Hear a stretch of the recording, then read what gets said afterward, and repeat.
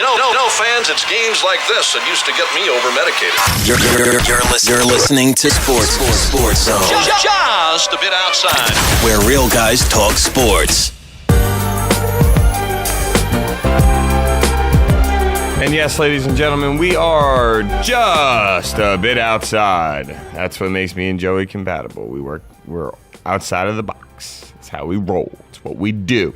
Anyway, ladies and gentlemen, welcome back to Sports Zone. My name is David Hastings. That wonderful man over there, that would be Joey D'Alessandro, my co-host. We just finished doing our Top 10 Tuesday of our Top 10 first basemen in Major League Baseball. And Joey Votto was number 1 on Joey's list, number 2 on my list. And it was just announced yesterday that Joey Votto will be out 3 to 4 weeks. Yes, sir. Now, this is huge considering the fact that the Reds only lead the Pirates by a half game in the NL Central. And he will definitely miss a 3-game series against the Pirates in the first week of August. That's literally like 2 weeks away. So unless somehow he recovers ridiculously quick, he'll definitely miss that series. Finding this out led me to think, two different things. One, is this really just the year for the Pirates? This kind of injury should be able to help them get past Cincinnati for the division lead. It should. Not saying it will. I mean, it's baseball. It's a team game, not a one-person game. Mm-hmm. But, you assume losing Joey Votto is going to hurt Cincinnati. So is this just the year of the Pirates, or is this, just a bad break for Cincinnati? I think that it seems like everything's unfolding for the Pirates to have the opportunity to finally make the playoffs after 20 years or something like that it's been? So you're thinking it's ironic. Chips are falling into the Pirates' way. It just seems things are falling in the favor of the Pirates right now. I still don't think the Pirates are going to win the division over Cincy even without Joey Votto. I think the Pirates will get in. I still think Cincy's going to put up a good fight. They still have a good offense. I understand Joey Votto with that 350 average. It's really going to kill the Cincinnati with him out of the lineup, but I still think they have enough firepower to get through it for 3-4 weeks. As long as he comes back fine, they're going to be all right. I know what you're saying. If he were to miss the rest of the season, not come back for the playoffs, I would think it's different. 6 months, something crazy like that. I would say it's different, but he's coming back during the season. It's still early enough. He's coming back before September, so I think Cincinnati will be all right for 3-4 weeks. Yes. See, that's why I was just like, wow, everything's sort of falling in place for Pittsburgh to maybe capitalize and move on. I think Pittsburgh will make the playoffs. Now you're saying you think Cincinnati's will still take that division? Because they lead Pittsburgh by half a game and only lead St. Louis by 3.5. So, I mean, obviously by the time Votto's back, that can all change. But like we just said, it's a team game, okay? So one player's, really should not determine the fact that what this team does as a whole. He just really should help make everybody better. I still think the Reds are going to win the division. Pirates taking second, and they'll take a wild card. Okay. So, and the defending World Series champs, we're assuming they're probably out. They're outside looking in. Carlos Beltran. I got them out, even though they could definitely make a run because they are getting some people back. So, I mean, let's be honest. One way or another, the NL Central is going to be an interesting little race all the way down to the end. Between those 3 teams, yes, absolutely. Yeah, I looked at the rest. The other teams are pretty much... Right. I mean, you would have to have complete collapses by the top 3 teams for the other teams to become relevant. And I don't think that's going to happen. I don't either. So let's say, you got an NL Central race between Pittsburgh and Cincinnati. St. Louis is in there trailing by 3.5 games. I just, I heard about that injury and I thought it was... I thought it was a little interesting. I thought it was surprising how things are just sort of falling in the Pirates' favor, and I'm rooting for the Pirates to be completely honest with you. I hope they make the playoffs and maybe even win a game. If they get that wild card, it'd be nice to see them win that wild card playoff. Unless they're playing my Mets, of course, and then my opinion will be different. But for right now, I'm pulling for the Pirates. I like them, and not to mention I like what's his name.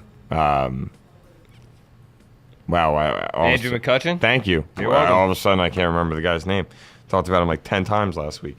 All right, yeah, I was just interested on that one. And then one of the something else that stuck out to me about baseball yesterday, Joey. Did you see the 423 423-foot blast by Mark Trumbo yesterday? He's a monster, dude. Did you know what that 423-foot blast resulted in? An out. Yes. It would have been out in every single other ballpark. Every single other ballpark it ballpark. would have been out. You got to be kidding me, bro. 423 feet and it's an out. Oh, that's just got to be like the worst feeling ever. That's dude. That's why I had to bring this up. I'm like, I am just curious to know what other people would feel like if they hit a shot 423 feet and it was nothing but a pop fly. I'd be pissed. I know I would be. I mean, they show him running off the baseball, show him running off the field after the catch, and he's just shaking his head with a little grin on his face, like, I can't believe that was not a home run. Like, wow, like seriously, I mean, what a blast! And that's how they were playing out in Detroit. Yeah. So apparently that is the largest. It's very, very large out there. That is a big shot, man. Very large out there. You know, that is a huge shot. I don't know about anybody in the chat room or anybody out there listening how it would make you feel. But all I know is if a man hits a ball 423 feet, it should count for something positive and not an out. Yeah, well. But that's what it counted for. That's exactly what it counted for. It counted as an out. And in that game, Detroit actually beat the Angels 8-6. Prince Fielder went 2 for 3, scoring 2 runs and had an RBI himself. Also, in other baseball news, Arizona beat Cincinnati 5-3 yesterday. Arizona catcher Miguel Montero went 3 for 4, scoring 2 runs, having 4 RBIs. As Dave just said, Cincinnati first baseman Joey Votto out 3 to 4 weeks with a torn meniscus, so he's getting knee surgery and should be out and hopefully be back by early to mid-August, early September.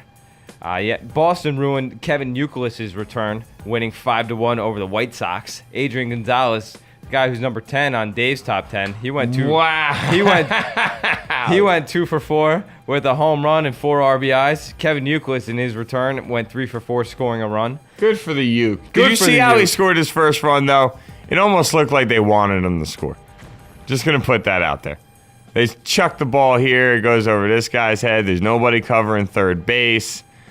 Yeah, I doubt they did just because of how Bobby V feels about him. Yeah, no. I highly doubt they did let him score. And on top of that, it's competition, and the Red Sox are fighting to try and stay alive in the playoff race. They can't just say, "Oh, Kevin Youkilis is here. We're gonna allow him to score." I'm not saying that I think they did. I'm just, I don't know if I've ever in my life not seen somebody covering third base. But then again, Youkilis was on first, so maybe they weren't as worried about third base. I've seen it a couple times. What else? Cleveland topped Tampa Bay 3-2. Miami won over Washington 6-3. Minnesota busted out the whooping stick, beat Baltimore 19-7. Seattle beat Kansas City 9-4. St. Louis won 3-2 over the Brew Crew. Colorado topped Pittsburgh 5-4. Houston blanked San Diego 2-0. And the Phillies beat the LA Dodgers 3-2 as Ryan Howard hits his first home run since he's back from injury. And most importantly, the New York Yankees won yesterday. Yeah! Can I get a yeah from you? Yeah! All right, Dave. Good job. Good job. I only did that for you, Joey. Good luck. I appreciate that, man. New York Yankees beat the Toronto Blue Jays last night 6-3 as Raul, you are so freaking cool. Ibanez broke a 2-2 tie in the 8th inning by smacking a grand slam off Toronto reliever Jason Frazier. It was his 12th home run of the year, his 10th career grand slam. Out of his 12 home runs on the year, 8 of them have come in the 6th inning or later. That is awesome. That's some clutch hitting. That is clutch hitting. That's some clutch hitting. And you hope that stands in the playoffs because that's when those runs will be huge. Oh, Lordy, do we need that in the playoffs. 5 of those 12 home runs have given the Yankees a lead. That is actually really good. Other Yankee news. Gardner, sore elbow after a simulation. Looking like he's not going to be coming back. Getting another MRI done on the elbow. And I really think he's going to be getting season-ending surgery, which is not good. Oh, that's sad. That is not good for the Yankees. CC Sabathia returns tonight versus Brett Cecil. Toronto Yankees. What are you expecting out of CC? Dominance. Yeah. Dominance. You expect CC to come back and come back strong? I mean, his injury wasn't that serious, they said. No. They just wanted to play it safe. I told you, and bro. I also don't think they wanted him to play in the All-Star game. I'm telling you, dude. They just didn't want him to rock in the All-Star game. That's really... I really think so. Oh, you're the reason I actually think that, so I apologize for stealing your opinion. Nah, it's cool, because it's now your opinion as well. I'm glad I can influence you that way. You did, my friend. You did. I like that thought process. It was good. While we're talking about the Yankees real quick, just a random stat. I wish Jackie was listening. She'd be so proud of me. 71 years ago, today, my friend, Sir Joe DiMaggio's iconic hitting streak ended at 56 games. Yeah, but then you know what's gangster? Tomorrow, we'll just say the next game, he started like a 25 hit streak after that. That's sick. Right? That is sick. Well, the guy that tweeted that ends the tweet with, "But a legend was born." That's right. So, yeah, I mean, yeah, you're going to go from 56. Let's go jump on a 25. You know, that's crazy. That is crazy. Yesterday in the game also, Cano was 2 for 3 with an RBI. I believe he now has a 19-game hitting streak. A-Rod was 2 for 4 with 2 runs. And Rafael Soriano, the man, the closer himself, 23rd save in 24 chances. Dominance. Not missing Mariano too much. Nah. Can I just tell you real quick, though, And- one of the stupidest things I've ever seen the mothership do with their debate is who's better, Mariano Rivera or Soriano? Soriano? Like, Obviously Mariano. thank you. Like, why even have that debate? I don't think you're going to find anybody unless it's some, like, 7-year-old kid that's never really watched Rivera do what he does. Who are you going to find that has that opinion could matter that's going to pick Yeah, Soriano over Rivera? Sarah Mother Effin Levy writes in the chat room, how is that even a question? Thank you. It's not even a question. There's no debate. Thank There's nothing you. about it. You got the best ever versus someone who's really good.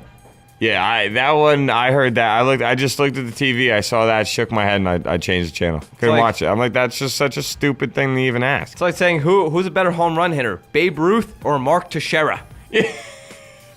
Teixeira, you're a hell of a home run hitter, but you're not Babe Ruth. Let's be honest. That's a perfect way to put that. That is awesome. I like that.